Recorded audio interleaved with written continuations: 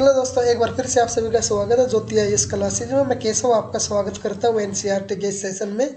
आज की जो हमारी क्लास का चैप्टर का नाम है उसका नाम है पृथ्वी के प्रमुख परिमंडल, जो कि क्लास 6 के भूगोल से लिया गया है।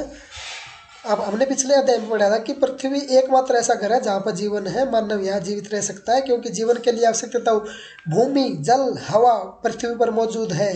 जिंदा रहने के लिए क्या चीज़ जरूरी है? जमीन, जल, हवा, वायु। पृथ्वी की सतह ऐसी है जिसमें पर्यावरण के 3 महत्वपूर्ण घटक आपस में मिलते हैं तथा एक दूसरे को प्रभावित करते हैं। पृथ्वी का ठोस भाग जिस पर हम रहते हैं उसे भूमंडल कहते हैं। जिस भाग पर हम रहते हैं उसे क्या कहते हैं? भूमंडल। गैस की परतें जो पृथ्वी को चारों ओर से घेरती है उसे वायुमंडल कहते हैं। जहां ऑक्सीजन, नाइट्रोजन, कार्बन डाइऑक्साइड तथा दूसरी गैसें पाई जाती है। पृथ्वी के बहुत बड़े भाग पर जल पाया जाता है। आपको पता होगा 70% जो हिस्सा है उस पर जल पाया जाता है, जिसे जलमंडल कहा जाता है। जलमंडल में जल की सभी अवस्थाएं जैसे बर्फ, जल और जलवाष्प सम्मिलित है। जीवमंडल एक सीमित क्षेत्र है जहां स्थल, जल एवं हवा एक साथ मिलते हैं, जहां सभी प्रकार के जीव पाए जाते हैं। मोस्ट इम्पोर्टेंट दोस्तों, इनको जो मैं इसको अंडरलाइन कर रहा हूं, आप इसको नोट कर लो। एक और है शब्दों की उत्पत्ति। ग्रीक भाषा में लिथास का अर्थ है पत्थर, एटमास का अर्थ है वाष्प, हुडर का अर्थ है जल, बायोस का अर्थ है जीवन। क्या आप इनसे और अधिक शब्द बना सकते हैं? भूमंडल। भूमंडल किसे कहते हैं? पृथ्वी का जो ठोस भाग है उसको भूमंडल कहा जाता है। अभी मैंने बताया था, यह भूपरपट्टी की चट्टानें तथा मिट्टी की पतली परतों का बना होता है जिसमें जीवों के लिए पोषक तत्व पाए जाते हैं। पृथ्वी की सतह को 2 मुख्य भागों में बांटा जा सकता है। बड़े सतलीय भूभागों को महाद्वीप के नाम से जाना जाता है तथा बड़े जलाशयों को महासागरीय बेसिन के नाम से जाना जाता है। विश्व के सभी महासागर आपस में एक दूसरे से मिलते हैं। चित्र 5.1 में जो विश्व का मानचित्र है हमें उसको देखना है। क्या सभी स्थलीय भूभाग एक दूसरे से जुड़े हुए होते हैं? ये दोस्तों विश्व का मानचित्र है। आप एक काम और भी कर सकते हैं, आप गूगल पे जाके, या अभी तो कोरोना के कारण शॉप थोड़ी ओपन नहीं है, अगर आपको ऑनलाइन मिल जाए तो आप ऑनलाइन देख लो, अमेजन, फ्लिपकार्ट से। एक मतलब जो भौतिक मैप है और जो पॉलिटिकल मैप है, राजनीतिक मैप है, आप वो दोनों मंगवा लो ताकि आपके लिए थोड़ी आसानी हो जाए। और अगर आपके पास एटलस है तो आप एटलस से पढ़ो। आगे बढ़ते हैं। समुद्री जल का तल सभी जगह समान होता है। सतह की ऊंचाई को समुद्र तल से मापा जाता है जिसे शून्य माना जाता है। मोस्ट इंपोर्टेंट दोस्तों, उसके बाद क्या है? विश्व का सबसे ऊंचा शिखर माउंट एवरेस्ट समुद्र तल से 8,848 मीटर ऊंचा है। विश्व का सबसे गहरा प्रशांत महासागर का मैरियाना गर्त है जिसकी गहराई 11,022 मीटर है। सबसे ऊंचाई पर क्या है? माउंट एवरेस्ट, जिसकी समुद्र तल से ऊंचाई है 8,848 मीटर। और जो मतलब सबसे गहरा भाग क्या है विश्व का? वो है मैरियाना गर्त, जिसकी गहराई क्या है? 11,022 मीटर। क्या आपने कभी कल्पना की है कि समुद्र की गहराई पृथ्वी के सबसे ऊंचे भाग से इतनी अधिक भी हो सकती है? उसके बाद बात आती है महाद्वीप की। पृथ्वी पर कितने महाद्वीप है? 7। ये विस्तृत जलवायु जल राशि के द्वारा एक दूसरे से अलग है। ये महाद्वीप है एशिया, यूरोप, अफ्रीका, उत्तर अमेरिका, दक्षिण अमेरिका, ऑस्ट्रेलिया और अंटार्कटिका। हमारा कौन सा महाद्वीप है? हमारा इंडिया का महाद्वीप है एशिया। हम एशिया महाद्वीप में आते हैं। एशिया विश्व का सबसे बड़ा महाद्वीप है। यह पृथ्वी के कुल क्षेत्रफल के 1/3 भाग में फैला है। यह महाद्वीप पूर्वी गोलार्ध में स्थित है। कर्क रेखा इस महाद्वीप से होकर गुजरती है। एशिया के पश्चिम में यूराल पर्वत है जो इसे यूरोप से अलग करता है। चित्र 5.1 में क्या है, यूरोप एवं एशिया के संयुक्त भूभाग को यूरेशिया, यूरोप प्लस एशिया कहा जाता है। यूरोप एशिया से बहुत छोटा है। यह महाद्वीप एशिया के पश्चिम में स्थित है। आर्कटिक वर्त इससे होकर गुजरता है। यह 3 तरफ से जल से घिरा है। विश्व के मानचित्र को देखिए, अब इसकी स्थिति का पता लगाइए। उसके बाद बात आती है अफ्रीका की। एशिया के बाद ये विश्व का सबसे बड़ा महाद्वीप है। विषुवत वर्त या 0 डिग्री अक्षांश इस महाद्वीप के लगभग मध्य भाग से होकर गुजरती है। अफ्रीका का बहुत बड़ा भाग उत्तरी गोलार्ध में स्थित है। सहारा का रेगिस्तान विश्व का सबसे बड़ा गर्म रेगिस्तान है। जो सहारा है उसका जो रेगिस्तान है वो विश्व का सबसे बड़ा गर्म रेगिस्तान है, जो कि अफ्रीका में स्थित है। यह महाद्वीप चारों तरफ से समुद्रों एवं महासागरों से घिरा है। आप देखेंगे कि विश्व की सबसे लंबी नील नदी अफ्रीका से होकर गुजरती है। विश्व की सबसे लंबी नील नदी क्या है, सबसे लंबी नदी कौन सी है, नील नदी। उसके बाद बात आती है उत्तर अमेरिका। विश्व का तीसरा सबसे बड़ा महाद्वीप जो है उत्तर अमेरिका है। यह दक्षिण अमेरिका से एक संकरे स्थल से जुड़ा है, जिसे पनामा स्थल संधि कहा जाता है। यह महाद्वीप पूरी तरह से उत्तरी एवं पश्चिमी गोलार्ध में स्थित है। यह महाद्वीप 3 महासागरों से घिरा है। जो आपका उत्तर अमेरिका है, ये 3 महासागरों से घिरा हुआ है। दक्षिण अमेरिका का अधिकांश भाग दक्षिणी गोलार्ध में स्थित है। इसके पूर्व एवं पश्चिम में कौन से 2 महासागर स्थित है।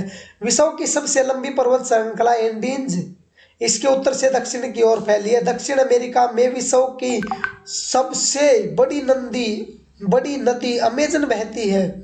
ऑस्ट्रेलिया विश्व का सबसे छोटा महाद्वीप है। सबसे छोटा महाद्वीप कौन सा है, ऑस्ट्रेलिया, जो कि पूरी तरह से दक्षिणी गोलार्ध में स्थित है। यह चारों तरफ से महासागरों तथा समुद्रों से घिरा है। इसे द्वीपीय महाद्वीप कहते हैं। अंटार्कटिका एक बहुत बड़ा महाद्वीप है, जो कि दक्षिणी गोलार्ध में स्थित है। दक्षिण ध्रुव इस महाद्वीप के मध्य में स्थित है। चूंकि यह दक्षिणी ध्रुव क्षेत्र में स्थित है, इसीलिए यह हमेशा मोटी बर्फ की परतों से ढका रहता है। यह किसी भी प्रकार का स्थायी मानव निवास नहीं करता। जो यहाँ पर है, कोई भी मतलब मानव नहीं रहता। बहुत से देशों के शोध केंद्र यहाँ स्थित है। भारत के भी शोध संस्थान यहाँ पे है। इनके नाम क्या है, मैत्री तथा दक्षिण गंगोत्री। जलमंडल पृथ्वी को नीला ग्रह क्यों कहा जाता है, क्योंकि पृथ्वी का 71% भाग जल तथा 29% भाग स्थल है। जलमंडल में जल के सभी रूप उपस्थित है। इसमें महासागर, नदियां, झीलें, हिम नदी, भूमिगत जल, वायुमंडल की जलवाष्प सब कुछ इसमें शामिल है। पृथ्वी पर पाए जाने वाला जल का 97% से अधिक भाग महासागर में पाया जाता है। कितना परसेंट, 97%। एवं वह इतना अधिक खारा होता है कि मानव के उपयोग में नहीं आ सकता। शेष जल का बहुत बड़ा भाग बर्फ की परत, हिम नदी, भूमिगत जल के रूप में पाया जाता है। जल का बहुत कम भाग अलवण जल के रूप में पाया जाता है, जो मनुष्य के इस्तेमाल में आता है। यही कारण है कि नीले ग्रह में रहने के बावजूद हम लोग पानी की कमी महसूस कर रहे हैं। महासागर जलमंडल का मुख्य भाग है। ये आपस में एक दूसरे से सटे हुए होते हैं। दोस्तों एक बार इसको भी अंडरलाइन कर लो। महासागर जलमंडल के मुख्य भाग है। ये आपस में एक दूसरे से जुड़े रहते हैं। महासागरीय जल हमेशा गतिशील रहता है।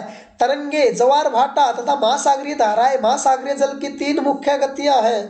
बड़े से छोटे आकार के आधार पर क्रमशः 4 महासागर प्रमुख है।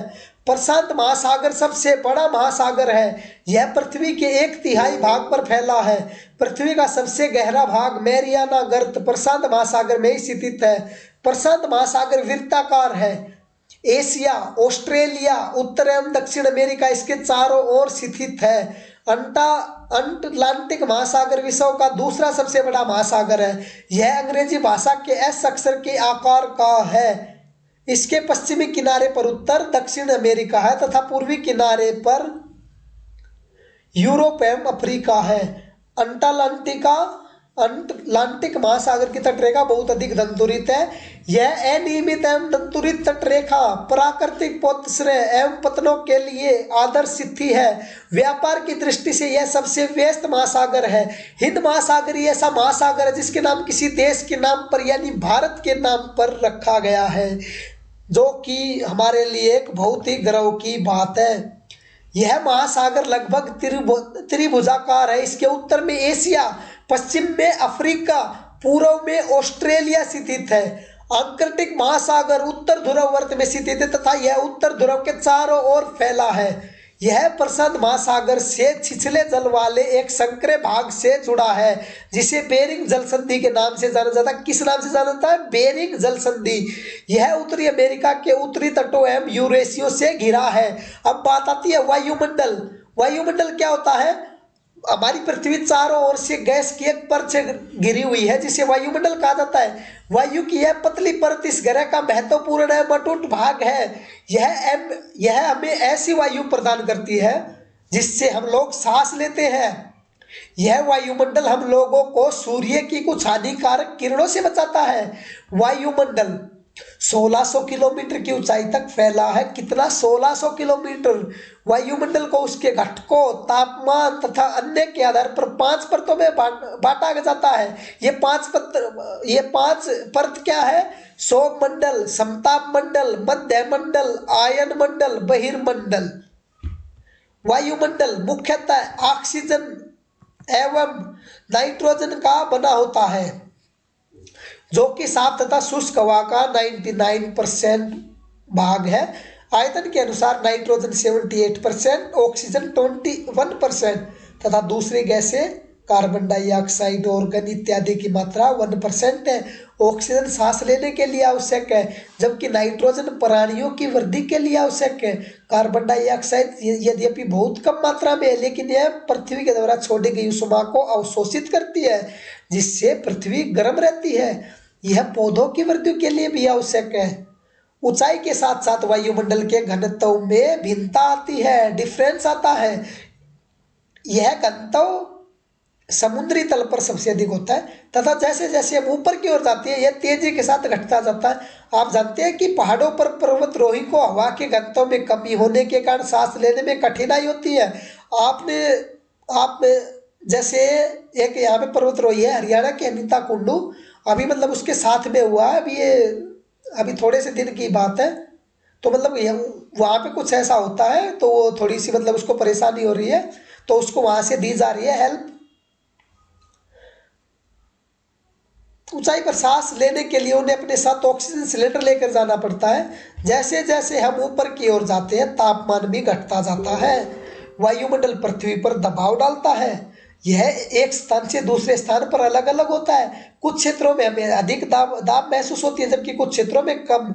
वायु उच्च दाब से निम्न दाब की ओर बहती है। गतिशील वायु को पवन कहा जाता है। अब बात आती है जीवमंडल।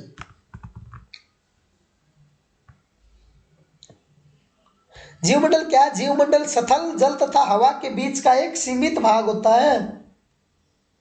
यह वह भाग है जहाँ जीवन मौजूद है। यहाँ जीवों की बहुत सी प्रजातियां, जो कि सूक्ष्म जीवों से लेकर बैक्टीरिया तक, बड़े स्तनधारियों तक मतलब इनके आकार में पाई जाती है। मनुष्य सहित सभी प्राणी जीवित रहने के लिए एक दूसरे से जीवमंडल से जुड़े हैं। जीवमंडल के प्राणियों को मुख्यतः 2 भागों में बांटा गया, जंतु जगत और पादप जगत। पृथ्वी के ये तीनों परिमंडल आपस में पारस्परिक क्रिया करते हैं तथा एक दूसरे को किसी न किसी रूप में प्रभावित करते हैं। उदाहरण के लिए लकड़ी तथा खेती के लिए वनों को काटा जाए तो इससे ढलुआ भाग पर मिट्टी का कटाव तेजी से होने लगता है। इसी प्रकार प्राकृतिक आपदाएं जैसे भूकंप से पृथ्वी की सतह में परिवर्तन आता है। हाल ही में सुनामी के कारण अंडमान एवं निकोबार द्वीप समूह का कुछ भाग पानी में डूब गया।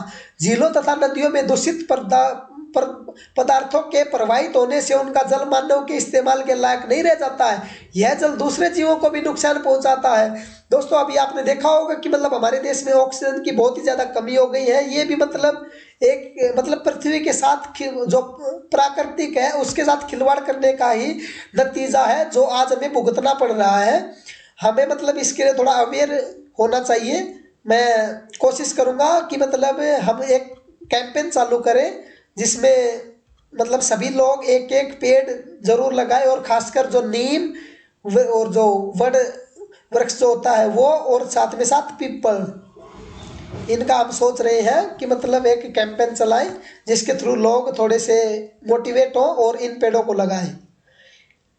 उद्योग, तापीय विद्युत संयंत्रों तथा गाड़ियों का उत्सर्जी पदार्थ वायु को प्रदूषित करता है। कार्बन डाइऑक्साइड वायु का एक महत्वपूर्ण घटक है। क्या है? कार्बन डाइऑक्साइड वायु का एक महत्वपूर्ण घटक है।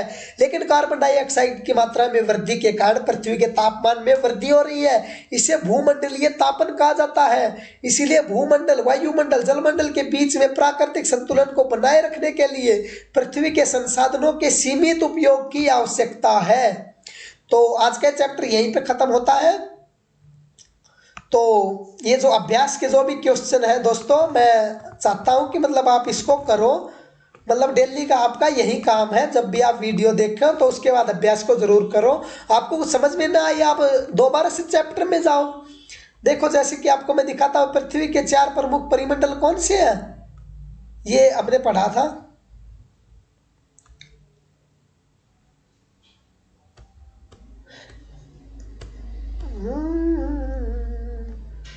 ये बीच सी में हमने पढ़ा था अभी।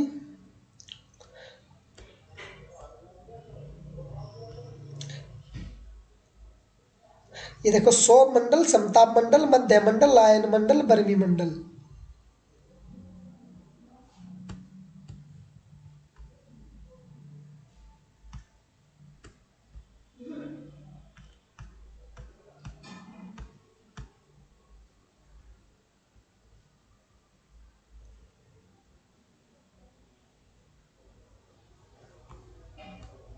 सॉरी,